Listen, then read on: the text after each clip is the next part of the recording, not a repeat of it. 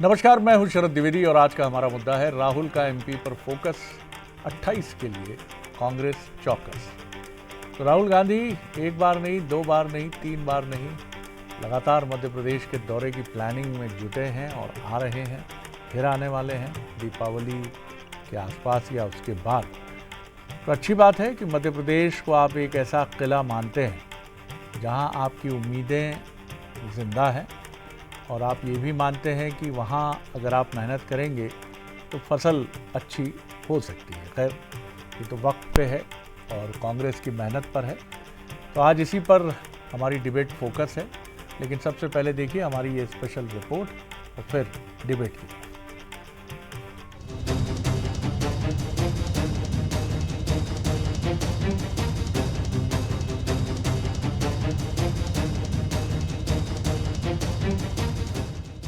मध्य प्रदेश में कांग्रेस अब पूरी ताकत झोंकने की तैयारी कर रही है। राहुल गांधी का फोकस भी साफ है और पार्टी का टारगेट भी तय है। पचमढ़ी में प्रस्तावित कांग्रेस जिलाध्यक्षों के प्रशिक्षण शिविर में राहुल गांधी शिरकत करते नजर आ सकते हैं। इस साल राहुल गांधी चौथी बार कांग्रेस के किसी कार्यक्रम में शामिल होने वाले हैं। 2025 में चौथी बार एमपी आ सकते हैं राहुल गांधी। 27 जनवरी महू में जय बापू, जय भीम, जय संविधान रैली। 3 जून भोपाल में ली संगठन सृजन की बैठक। 22 जुलाई मांडू में विधायक प्रशिक्षण में वर्चुअली जुड़े। कांग्रेस जिलाध्यक्षों के प्रशिक्षण शिविर में आ सकते हैं। पचमढ़ी में संभावित है जिलाध्यक्षों का शिविर। 25 सितंबर से 5 अक्टूबर तक हो सकता है शिविर। संगठन संचालन और बूथ रणनीति पर रहेगा फोकस।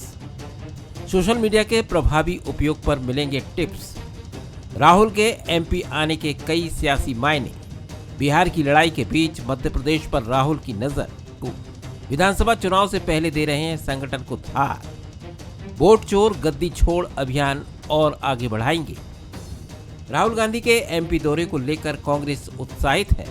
उसको लग रहा है कि राहुल के आने से उसकी 2028 की लड़ाई को धार और रफ्तार मिलेगी। और राहुल जी का लगातार मध्य प्रदेश के ऊपर उनका फोकस है। अभी मांडू में जब विधायकों का प्रशिक्षण शिविर हुआ था उसमें वो वर्चुअली जुड़े थे। संगठन सृजन के दौरान वो रविंद्र भवन और पीसीसी में आए थे और अब फिर पचमढ़ी लगातार साल भर के अंदर 3 बार उनका आगमन हो चुका है। और क्योंकि उन्हें पूरी उम्मीद है कि आने वाले समय में कांग्रेस की सरकार मध्य प्रदेश के अंदर बनेगी। कांग्रेस ने इस बार लीग से हटकर जिलाध्यक्षों की नियुक्तियां की हैं। राहुल गांधी का निर्देश साफ है कि ये नेता जिले से लेकर दिल्ली तक सीधे संवाद करेंगे। कांग्रेस बदलते माहौल में जिलाध्यक्षों को पार्टी की रीढ़ मान रही है और संगठन सृजन अभियान के तहत इन्हें ही चुनावी रणनीति का सबसे अहम सूत्रधार बनाया गया है। इसलिए जिलाध्यक्षों का प्रशिक्षण शिविर बेहद खास माना जा रहा है, लेकिन बीजेपी इसको लेकर तंज कस रही है। देखिए, राहुल गांधी जी लोकसभा चुनाव के पहले भी आए। हमने 29 की 29 सीटें जीती। हमारा वोट भी 1% बढ़ा। राहुल गांधी जी विधानसभा चुनाव के पहले भी आए। भारतीय जनता पार्टी ने जोरदार सफलता हासिल की और हमारा 8% वोट बढ़ा। सबके सामने है और आइए, स्वागत है। जितनी बार वो आएंगे उतनी बार कांग्रेस की फजीती कराएंगे। कांग्रेस भी ये जानती है, पहचानती है, समझती है और ऑफ द रिकॉर्ड बता दी। कांग्रेस मान रही है कि चुनावी लड़ाई में आखिरी वक्त की तैयारी से काम नहीं चलेगा, बल्कि रणनीति अभी से तय करनी होगी। कुल मिलाकर राहुल गांधी का एमपी पर फोकस अब और गहरा होता जा रहा है। उनके इस फोकस के सहारे 2028 की लड़ाई को लेकर कांग्रेस चौकस है। बंसल न्यूज के सवाल देख लीजिए। मध्य प्रदेश में राहुल गांधी का फोकस कांग्रेस के लिए जरूरी या मजबूरी? क्या राहुल का मिशन 28 प्रदेश में बीजेपी संगठन को टक्कर देने की कवायद है? सवाल नंबर 3, राहुल के मध्य प्रदेश आने से फायदा किसको फायदा? बीजेपी कह रही है हमको फायदा, तो बीजेपी के इस तर्क में कितना दम है? जो मेहमान हमारे साथ हैं उनसे मुलाकात करिए। स्टूडियो में मेरे साथ हैं मध्य प्रदेश के वरिष्ठतम पत्रकारों में से एक, राजनीतिक विश्लेषक दिनेश निगम त्यागी जी। बहुत स्वागत करता हूं त्यागी जी। हमारे साथ जुड़ रहे हैं संतोष गौतम जी, वरिष्ठ नेता हैं, प्रवक्ता है कांग्रेस के, उनका स्वागत कर रहा हूं। और ब्रज गोपाल लोया जी हैं, सीनियर लीडर हैं, प्रवक्ता है बीजेपी के, उनका भी स्वागत है जी। धन्यवाद।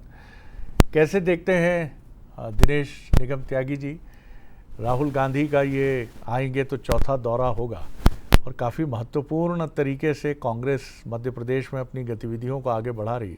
और सबसे महत्वपूर्ण बात है कि राहुल का सीधा कनेक्ट है। 2018 में आपको याद होगा, तब ये चीज़ कम से कम मध्य प्रदेश आने तक तो नहीं नज़र आई थी हमें। कनेक्ट कितना था ये कमलनाथ जी, दिग्विजय सिंह जी और राहुल गांधी उस समय जाने। जी शरद जी, आप ठीक कह रहे हैं। अभी तक कांग्रेस को लेकर धारणा रहती थी कि कांग्रेस चुनाव के समय एक्टिव होती है, चुनाव के समय ही काम करती है, टिकटों का समय आता है तभी कांग्रेस सक्रिय होती है और चुनाव लड़ती है, पूरे 5 साल शांत बैठी रहती है। पहली बार कांग्रेस ऐसा राहुल गांधी के नेतृत्व में ऐसा करती दिख रही है जैसे लगातार सक्रिय है, लगातार काम करने की कोशिश कर रही है, लोगों के बीच जा रही है। राहुल गांधी ये देख रहे हैं कि उनको संभावनाएं कहाँ पर हैं पार्टी को। जी मध्य प्रदेश उनका ऐसा प्रदेश है, ऐसा स्टेट है जहाँ बीच में उनकी सरकार आ गई थी, उनके अपने अंदरूनी कारणों की वजह से नहीं चल पाई और गिर गई। दोबारा जो चुनाव हुए तो उसमें कांग्रेस बहुत पिछड़ गई, भाजपा आगे निकल गई। ये जो इस समय कांग्रेस ने एक मुद्दा अभियान चला रखा है वोट चोरी का, जी, तो राहुल गांधी ये कह रहे हैं कि वोटों के जरिए सरकारें चुराई जा रही हैं, सरकारें बनाई जा रही हैं, भाजपा की मदद कर रहा है आयोग।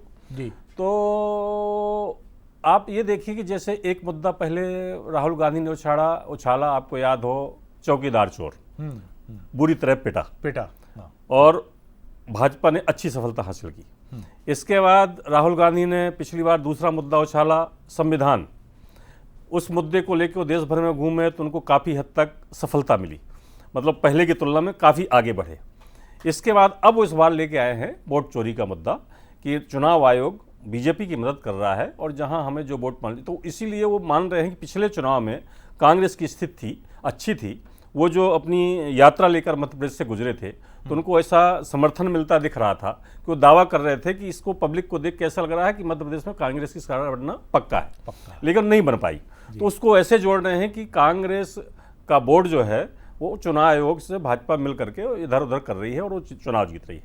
तो एक तो ऐसे राज्यों में मध्य प्रदेश हो गया, जैसे उत्तर प्रदेश में मान लीजिए खूब कोशिश करें, खूब मेहनत करें, वहाँ बहुत ज़्यादा कोई संभावना नहीं है। तो छत्तीसगढ़, मध्य प्रदेश और राजस्थान ऐसे स्टेट हैं जहाँ कांग्रेस उम्मीद दिखती है और मध्य प्रदेश इनमें से सबसे बड़ा स्टेट है। यही बहुत इंपॉर्टेंट बॉटम लाइन है त्यागी जी, आपने बहुत इंपॉर्टेंट बात कही है कि यहाँ उम्मीद है और इसीलिए यहाँ बीज डालकर फसल लहलहाने की उम्मीद राहुल गांधी भी कर रहे हैं।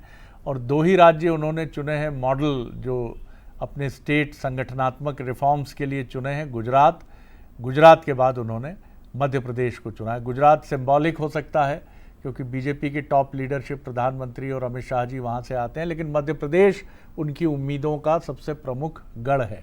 लोया जी, आपकी बीजेपी की तरफ से आपकी दृष्टि। जी देखिए, हम तो ये मानते हैं कि राहुल गांधी जी कांग्रेस के नेता होने के साथ साथ वो देश के लीडर ऑफ अपोजिशन भी है, देश के नेता प्रतिपक्ष है। बहुत महत्वपूर्ण पद होता है, बहुत महत्वपूर्ण जिम्मेदारी होती है, मध्य प्रदेश में उनका स्वागत है। परंतु जो वो करने आ रहे हैं कि जो जिला अध्यक्षों की बैठक होगी उसको संबोधित करेंगे और उनका जो प्रशिक्षण है उसमें शामिल होंगे। अब सवाल इस बात का बहुत गंभीर है दुबे जी कि ये जो जिला अध्यक्ष हैं, इस सूची पर राहुल गांधी जी ऐतराज जता चुके हैं कि मैं इनसे खुश नहीं हूं, नाखुश हूं। तो जिनसे वो नाखुश हैं उन्हें प्रशिक्षण देने आ रहे हैं। मगर फिर भी हम ये कहते हैं किसी भी दल को अपना होमवर्क करने का पूरा अधिकार है और इस ध्यान में रखे है कि 2028 में चुनाव, मगर इतिहास इसके विपरीत है। राहुल गांधी जी जहां जहां जितनी मेहनत करते हैं वहां वहां कांग्रेस और उतनी कमजोर होती गई है। ये रिकॉर्ड पर है ये बात। गुजरात में क्या हुआ 2017 में, 2022 में, इसके बाद पहले उत्तर प्रदेश में 2017 में, 2022 में, वहां भी यही स्थितियां थी ना। 2017 के पहले कांग्रेस के पास 30 विधायक थे, वो घटकर 2017 में 10 हुए और 2022 में घटकर 1 हुआ। तो कहीं ना कहीं राहुल गांधी जी की जो सक्रियता है उसके कारण ऐसा कांग्रेस भी दुविधा में आती है। और जैसा शरद जी मैं सोच पाता हूं कि उसमें कुछ बातें तो ऐसी हैं जिसमें उन्हें भी सुधार की आवश्यकता है। पहली तो भाषा की मर्यादा पर ध्यान रखना। दूसरे मुद्दों पर स्थिर रहना, क्योंकि आप मुद्दों पर स्थिर नहीं रहते। कभी आप कहते ईवीएम में गड़बड़ है, कभी कहते वोट चोरी हो गया। तो एक मुद्दा आप तय कर लीजिए कि किस कारण आप चुनाव हार रहे हैं। तीसरा, जो वो कहते हैं उसके बाद जो वो करते हैं, उन दोनों में कोई एकरूपता नहीं होती है, बिल्कुल असमानता होती है। और चौथी जो सबसे गंभीर समस्या उनकी है कि वो भारतीय जनता पार्टी को, हम लोगों को कोसते कोसते उस प्रदेश को और उस प्रदेश की क्षमताओं को और उस प्रदेश की जनता को भी अस्वीकार कर देते हैं। और इस कारण राहुल गांधी जी की और कांग्रेस पार्टी की यह दुर्गति हुई है। परंतु की सबसे महत्वपूर्ण ये है कि पिछली बार राहुल गांधी जी आए थे, आपने जिस दौरे का जिक्र किया है, तब वो कांग्रेस के नेताओं को 3 हिस्सों में बांट गए थे कि बारात वाले, रेस वाले और लंगड़े, इन 3 हिस्सों में वो बांट के गए थे। अब देखते हैं इस बार वो किन किन हिस्सों में बांटते हैं और कौन सा नया शब्द उनके शब्दकोश से आता है, क्योंकि उनका एक अद्भुत राजनीतिक शब्दकोश है। शब्दों की मर्यादा की बात तो बिल्कुल से सहमति जताई जा सकती है। और ये इसलिए भी ज़रूरी है कि कई बार ये ब्लंडर बनता है और कांग्रेस में ये त्रुटि बीजेपी की तुलना में बीजेपी में भी है, लेकिन अगर कांग्रेस में 70% है या 100% है तो बीजेपी में ये 55 से 60% के आसपास रहती है। तो ये बहुत ध्यान रखना ज़रूरी है। और बीजेपी में टॉप लीडरशिप की तरफ से काफ़ी कम रेशियो है इसका, लेकिन कांग्रेस की तरफ से ये चुनौती अधिक गहरी है। जी संतोष गौतम जी, क्या कहेंगे? देखिए शरद जी, मैं तो सबसे पहले ये बता देना चाहता हूं कि भारतीय जनता पार्टी के प्रवक्ता हो या भारतीय जनता पार्टी के राष्ट्रीय नेता हो, इंक्लूडिंग प्रधानमंत्री, ये सब जो वोट चोरी का जो अभियान चलाया है पूरे देश भर में, और जिससे पूरे देश की जनता को यकीन हो गया है कि किस तरह से भारतीय लोकतंत्र को पिछले वर्षों में लूटा गया है, उससे जनता कन्विंस है। और यह भी मान चुकी कि चुनाव आयोग भारतीय जनता पार्टी के एक प्रकार से नौकर की भूमिका में है। और उनको भी यह भी पता है कि क्रोनी कैपिटलिस्ट जो मित्र है प्रधानमंत्री के, उनसे मिलकर प्रधानमंत्री चुनाव आयोग के सहयोग से जिस प्रकार से लोकतंत्र का अपहरण और चीरहरण करते रहे हैं, उसी कारण से कांग्रेस जैसी पार्टी जो जनता के सरोकारों को उठाती रही है, वो सत्य है। लेकिन ब्रजगोपाल लोया जी का कि राहुल जी को अपनी भाषा सुधारना चाहिए, लेकिन मैं दावे के साथ कैसे हिम्मत नहीं तो प्रधानमंत्री को कहें कि दूसरे की ब्याहता को 50 करोड़ की गर्लफ्रेंड नहीं कहते हैं प्रधानमंत्री जी, किसी को जर्सी गाय नहीं कहते हैं, किसी को कांग्रेस की विधवा नहीं कहते हैं। ये सब्जेक्ट नहीं है सर आज का। नहीं आपने टोका नहीं उनको, ब्रजगोपाल लोया जी को, जब उन्होंने कहा कि राहुल जी का भाषा। चलिए सर, मैं टोक देता हूँ, मैं तुरंत टोक देता हूँ। भाषा की मर्यादा नहीं है। कई बार माफ कीजिएगा गौतम जी, आप लोग स्कूली विद्यार्थी की तरह लगते हैं कि मैडम इनको तो बोला नहीं आपने, मेरा होमवर्क आप चेक कर रही हैं। कृपया करके हम मैच्योरिटी के एक लेवल पर रहे सर, शरद जी, है ना?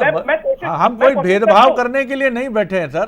शरद जी, मैं आपके प्रति नहीं कह रहा हूँ, मैं कह रहा हूँ कि उन्होंने एक लाइन में जो टिप्पणी कर दी थी उसका जवाब मुझे देना जरूरी था। हो सकता है आपकी नजरों से में टिप्पणी आई नहीं हो, लेकिन उन्होंने कहा था कि भाषाई मर्यादा का ख्याल रखना चाहिए राहुल जी को। तो मैं उनको बोलना चाहता हूँ कि भाषाई मर्यादा की सबसे ज्यादा जिसने धज्जियां उड़ाई है वो देश का प्रधानमंत्री है। तो एक बात तो ये खत्म होगी, ये मुद्दा नहीं आज का, ये मैं जानता हूँ। मैं ये कह रहा हूँ कि कांग्रेस पार्टी की रणनीतियों से क्यों बौखलाई हुई है भारतीय जनता पार्टी, क्योंकि वो पहले ये कहती थी कि कांग्रेस चुनावी राजनीति करती है और चुनाव के समय मैदान में आती है। तो अगर कभी कभी उनमें स्पीड होती भी थी तो वेलोसिटी नहीं होती थी। लेकिन आज कांग्रेस के भीतर ये देखा जा रहा है कि कांग्रेस का ये स्पीड विद वेलोसिटी, मतलब उनकी स्पीड विद डायरेक्शन है, वेलोसिटी है उसके पास में। और हम लगातार देख रहे हैं कि हम जरा सी भी गैप नहीं कर रहे हैं। जीतू पटवारी के नेतृत्व में जिस प्रकार से कांग्रेस ने एक के बाद एक कार्यक्रम प्रस्तुत किए हैं, जिस प्रकार से प्रशिक्षण कांग्रेस के शुरू हुए हैं, चाहे मांडू का शिविर हो, चाहे भोपाल के शिविर हो, या महू में जिस प्रकार से आए राहुल गांधी जी, और दिल्ली में जिस प्रकार से विधायकों का प्रशिक्षण शिविर लगा, तो मैं ये कहना चाहता हूं कि जो आगे आने वाला जो कांग्रेस का प्रशिक्षण शिविर है, जो जिला अध्यक्षों का होगा, ये कांग्रेस में एक जान फूंकेगा। और राहुल गांधी को नकारने वाली भारतीय जनता पार्टी मन ही मन में जान रहे होगी कि राहुल गांधी ने प्रधानमंत्री की इमेज पर डेंट लगाई है कि नहीं, चुनाव आयोग की इमेज पर डेंट लगाई है कि नहीं, और चुनाव आयोग को वोट चोर साबित कर दिया है कि नहीं, ये भारतीय जनता पार्टी अंतरात्मा में जानती है। इसमें तो शक नहीं है। दिनेश जी की इस बार जो मुद्दा उठाया है, एक तो व्यक्ति केंद्रित नहीं है, वो सिस्टम पर सवाल खड़े करने वाला मुद्दा है। और कांग्रेस ने पिछले अनुभवों से सीखा है, व्यक्तिपरक मुद्दे उठा के, जैसा आपने चौकीदार पर प्रश्न खड़ा करके और एक आपत्तिजनक शब्द जोड़ दिया गया था, वो शायद बूमरैंग हो गया, क्योंकि प्रधानमंत्री की इमेज जिस तरह की है लोगों ने उसको स्वीकार नहीं किया कि आपका ये नारा मैच नहीं करता। इसलिए इस बार व्यक्ति परक नहीं है, सिस्टम पे। दूसरा, कांग्रेस की ये एक शैली हमने देखी है कि बहुत उत्साह आ जाता है चुनाव के ठीक पहले तक, और बीजेपी उसका मूल्यांकन करते हुए 3 महीनों में उन सारी चीज़ों को विश्लेषित करके अपनी कमजोरी दूर करती है और कांग्रेस की कमजोरियों का फायदा उठाती। कांग्रेस को कम बोलना है, अधिक विश्लेषण करना है, चुप रहना है, गरिमा के साथ अपने लक्ष्य की तरफ बढ़ना है। क्या ये रणनीति ज़्यादा माकूल होगी? देखिए, ये जैसे आपने कहा कि इस बार मुद्दे पर राजनीति कर रही है कांग्रेस। आपको याद हो भाजपा या प्रधानमंत्री वोट चोरी के मुद्दे पे तो विरोध करते ही, आक्रामक हैं ही हैं। संवैधानिक संस्थाओं का कांग्रेस अपमान करती है, मुद्दा भी उड़ाते हैं। लेकिन बिहार में यात्रा के दौरान आप याद करिए, एक मंच से एक किसी कार्यकर्ता ने मोदी जी को गाली दे दी, उनकी माता जी को अभद्र शब्दों का उपयोग कर दिया। तो प्रधानमंत्री लौट के आए, तो प्रधानमंत्री ने वापस आने के बाद राहुल गांधी की रैली पे कुछ नहीं कहा, तेजस्वी की रैली पे कुछ नहीं कहा, उनके भाषणों पे कुछ नहीं कहा, लेकिन वो जो गाली दे गई थी उसको मुद्दा बनाया। अकेले नरेंद्र मोदी जी नहीं बनाया, पहले अमित शाह ने बनाया, मोदी जी ने बनाया, पूरी भाजपा ने बनाया। तो भाजपा ये जानती है कि मुद्दों पे अगर केंद्रित रहे चुनाव में और कांग्रेस एक्टिव रही पब्लिक के बीच में, तो हो सकता है उसको एडवांटेज मिल जाए, कुछ फायदा मिल जाए और पार्टी को नुकसान हो जाए। और जब भी कांग्रेस या राहुल गांधी या कोई भी नेता, जाने कितने उदाहरण हैं, जब भी पर्सनल मोदी जी पर अटैक करते हैं या मोदी जी के परिवार पर अटैक करते हैं, तो उसका फायदा भाजपा को मिलता है और मोदी जी भी उठा ले जाते हैं। इसी कारण उसको मुद्दा बनाने की कोशिश की। तो जैसा आपने कहा, इस बार राहुल गांधी एक तो मुद्दे पे केंद्रित है अपनी बात पे और पर्सनल अटैक से बच रहे हैं। वो किसी ने कहा कोई सामान्यकर्ता का कौन था, उसके खिलाफ कार्रवाई हो गई, उसके साथ कांग्रेस भी नहीं है और ना उसका कोई बहुत ज़्यादा वो है।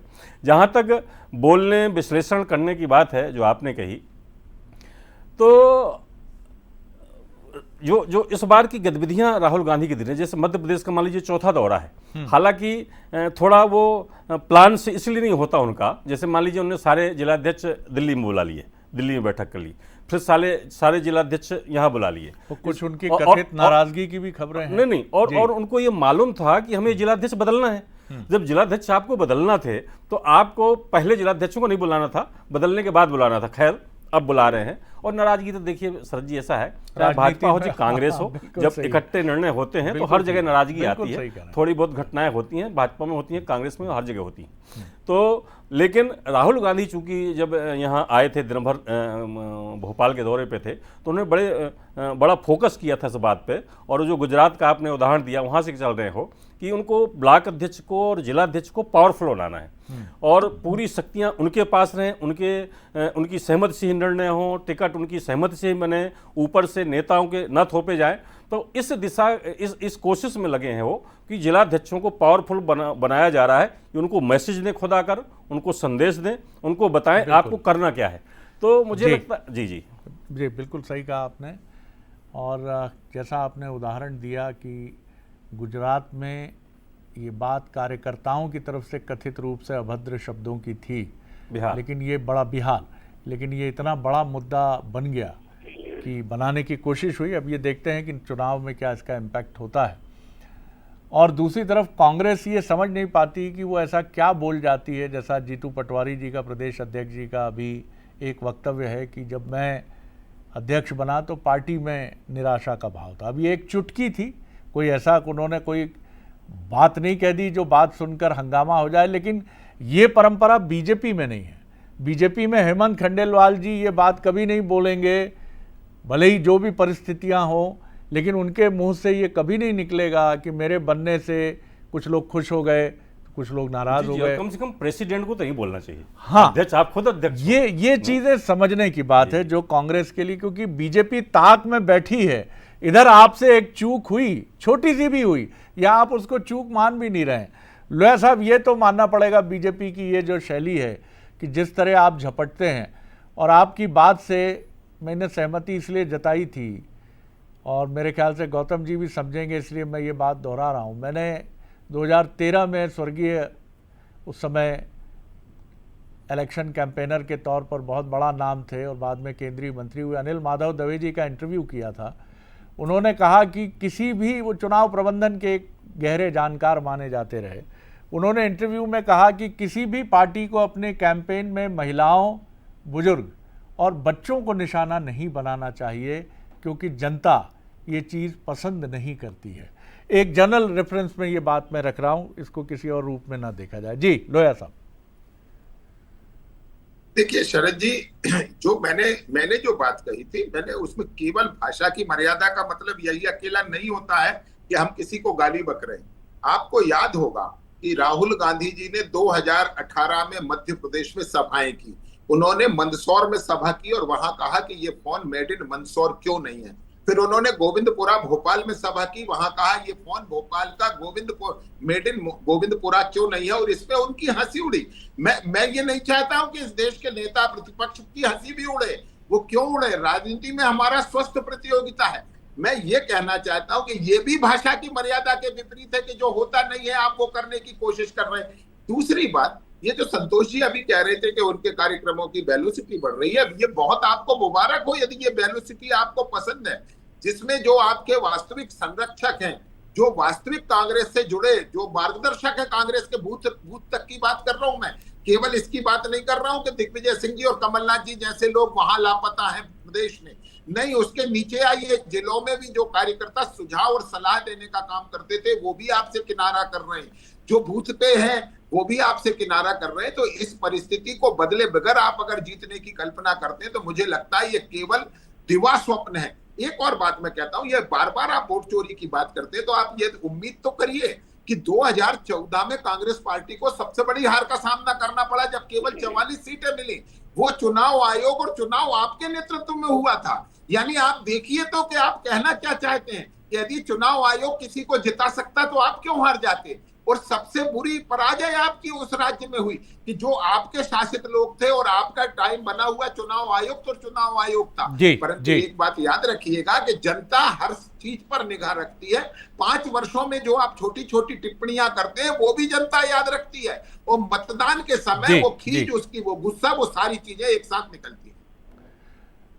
राजनीति में जो एक पत्रकार के तौर पर हमने देखा, और त्यागी जी सहमत होंगे कि मैं नाम नहीं लूँगा, लेकिन बीजेपी और कांग्रेस के कुछ दिग्गज नेताओं को मैंने देखा कि लोकसभा या विधानसभा में अगर वो सितारा कैंपेनर के तौर पर हैं तो वो उस रीजन में जाकर सबसे पहले कहते थे कि यहाँ के 2-3 सीनियर जर्नलिस्ट से हमारी मुलाकात करा दीजिए सुबह चाय पर।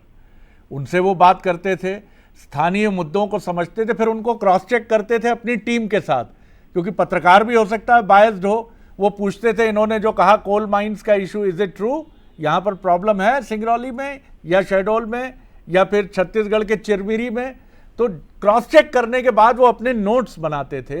ये परंपराएं धीरे धीरे कम हो रही हैं पत्रकारिता में भी और राजनीति में भी, जो बहुत ज़रूरी है, क्योंकि अब प्रशांत किशोर जैसे टाई लगाए हुए अब तो वो खुद मैदान में है, वो सामने आ जाते हैं और वो जो ज्ञान देते हैं वो कई बार मिसमैच कर जाता है। जी गौतम साहब। देखिए शरद जी, मैं ये कह सकता हूं कि कांग्रेस पार्टी किसी प्रकार की टिप्पणी वाद विवाद में नहीं फंसना चाहती। भारतीय जनता पार्टी की आलोचना उनको मुबारक। मैं तो केवल इतना कह सकता हूं, जैसा कि आपने कहा था कि विषय पर बात होना चाहिए, तो विषय से जब हम लोग भटकते हैं तो उसका कारण ये भी होता है कि भारतीय जनता पार्टी की तरफ से अगर कोई टिप्पणी आती है तो हमें भी उसका जवाब देना पड़ता है। स्वाभाविक, सहमत हूं आपकी बात से, सहमत। मैं कह रहा हूं कि कांग्रेस पार्टी दिन रात अब मेहनत कर रही है, और शायद ब्रजगोपाल लोया जी भी इस बात से इनकार नहीं कर सकते कि जीतू पटवारी जी अथक मेहनत करते हैं, और इस पूरे कार्यकर्ता इस बात से पूरे उत्साहित हैं कि हम जीतू पटवारी जी से ज्यादा तो नहीं, जीतू पटवारी जी के बराबर तो नहीं, लेकिन कम से कम उनकी 50% मेहनत करें। तो जीतू पटवारी ने मध्य प्रदेश में कार्यकर्ताओं की मेहनत के नेचर को बदल दिया, इसमें कोई शक नहीं है। और जीतू पटवारी जिस तरीके से मेहनत कर रहे हैं और जिस प्रकार से उनका एग्रेशन है और जनता के मुद्दों को उठा रहे हैं, चाहे वो गेहूं के मूल्य की बात हो, समर्थन मूल्य की, चाहे धान के समर्थन मूल्य की बात हो, चाहे किसानों को राहत देने की बात हो, खाद बीज की बात हो, चाहे महिलाओं को 3000 रुपए अभी तक न देने की बात हो वादे के बावजूद, तो ये सारे मुद्दों को लेकर कांग्रेस पार्टी आगे बढ़ रही है। और भारतीय जनता पार्टी अगर लगातार इस गलतफहमी में रहेगी कि परिस्थितियां हमेशा एक सी रहती हैं, तो ये गलतफहमियां उन्हें मुबारक हो। कांग्रेस पार्टी कछुए की चाल से थोड़ी तेज खरगोश की बराबरी करने की कोशिश कर रही है, और जो खरगोश का जो ये जिसको कहते हैं ना कि पूरी तरह से उसने ये मान लिया है कि हम तो बहुत तेज है, रेस में बहुत आगे निकल चुके हैं, इन्हें मुबारक हो वो गलतफहमी। मैं ये कहना चाहता हूं कि कांग्रेस पार्टी अभी पचमढ़ी के शिविर के बाद भी लगातार 3 वर्षों 3 जी। वर्षों तक यही मोमेंटम बनाए रखेगी और भारतीय जनता पार्टी इसको देखेगी कि कैसे कांग्रेस आगे बढ़ रही है। आपने बड़ी अच्छी कहानी याद दिलाई कछुए और खरगोश की। कछुआ दरअसल एक नैतिकता का प्रतीक है। कछुआ ये कहता है कि वो गलत काम नहीं करेगा, वो चुपचाप चलता रहेगा लक्ष्य की तरफ। खरगोश भले ही कुलांचे भरता रहे। बीजेपी ने भी सत्ता का ये सफर उसी खरगोश, उसी कछुए की तरह तय किया है। बोल लीजिए जी। मैं कह रहा हूँ शरद जी कि हम कछुए हैं, लेकिन केचुआ अगर अच्छा काम करे इस देश में, तो केचुआ अगर साथ दे दे कि ईमानदारी से चुनाव करा दे केवल केचुआ, तो हम सत्ता में आ जाएंगे। ऐसी भाषा देखिए, मैं फिर आग्रह करूंगा। ये तो भाषा की मर्यादा है। केचुआ का फुल फॉर्म होता है केंद्रीय चुनाव आयोग। मैंने तो गलत नहीं बोला। नहीं, ये उचित नहीं है, शॉर्ट में बोला है। ये उचित नहीं है। देखिए, ये वैसा ही है। मैं नहीं कहता कि त्रुटियां होती हैं, नहीं होती हैं, हम इसके विश्लेषणकर्ता के तौर पे यहाँ नहीं बैठे हैं, लेकिन मुझे लगता है एक दुनिया के सबसे बड़े विराट लोकतंत्र में हम चारों तरफ अस्थिरता से घिरे हैं इस समय, लेकिन भारत में मुझे याद है एक बहुत बड़े नेता ने एक बार बंसल न्यूज़ से बातचीत में कहा था, मैंने कहा भारतीय लोकतंत्र की सबसे गरिमामय बात क्या लगती है? उन्होंने कहा सत्ता का शांतिपूर्ण हस्तांतरण। 40 साल आप सत्ता में रहे, लेकिन जब हटे तो हाथ में पत्थर नहीं थे आपके कार्यकर्ताओं के। बीजेपी 2018 में 15 वर्ष से ज़्यादा शासन में रहने के बाद हटी तो कार्यकर्ता मायूस थे, लेकिन आंखों में खून नहीं उतर आया था। यही लोकतंत्र है। कृपया करके इस लोकतंत्र के महत्वपूर्ण जो घटक हैं, supreme court, CBI, ED, IT, इनको ऐसा मत करिए कि ये जेब में रखें, बाएं जेब में ये है, दाएं जेब में ये है। आप आपत्ति उठाइए, न्यायालय है, आज भी सुप्रीम कोर्ट के फैसले आपके हक में जाते हैं कांग्रेस के।